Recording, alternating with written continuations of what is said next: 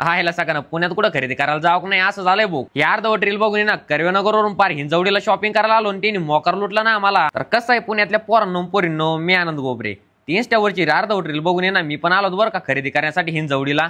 त्यांनी पार दाखवलं होतं 1000ची वस्तू 100 रुपयाला आणि 100 रुपयाची वस्तू 10 रुपयाला. आयला सगळं असं काही असलं म्हणल्यावर आहे ना मी तर डायरेक्ट लाख रुपयाचीच खरेदी करून जातो म्हणलं आता तर. म्हणजे कसं माहिती का, लाख रुपयाची वस्तू घेतल्या म्हणल्यावर डायरेक्ट 8-10 हजार रुपयालाच भेटून जाईल आपल्याला. तर सेम आता तुम्ही जे विचार करता ना तेच विचार करून मी पण आलो बरं का. पण खरी रियालिटी मला इथं आल्यावर कळली हो. इथं पार ते आपल्या चड्ड्याची 400-500 रुपये प्राइस लावायला लागली म्हणल्यावर काय डिस्काउंट देणार आहे आपल्याला. ह्याच गोष्टीमुळे ना हातात घेतलेला मुद्दा बाजूला मांडला आणि इकडे तिकडे फुकट फिरत राहिलो. घ्यायचं वय अशा 5-6 येतात घरी गेलो माहिती काय. पब्लिक हा व्हिडिओ खास तुमच्यासाठी बरं का. यांनी सांगितलं होतं 10,000ची वस्तू 1000 रुपयाला आहे ना, 1000ची वस्तू 100 रुपयाला आहे. त्याच्यामुळे आम्ही आलो होतो. तुम्ही येऊ नका. 10,000ची वस्तू 10,000लाची आणि 1000ची वस्तू 1000 रुपयालाची बरं का. त्याच्यामुळे सांगतो येऊ नका. प्रूफ 1700 रुपयाला जॅकेट आहे. माझ्या अंगातलं 300 रुपयाला घेतलेलं आहे मी. त्याच्यामुळे येऊ नका, बाहेर सेल मध्ये जा.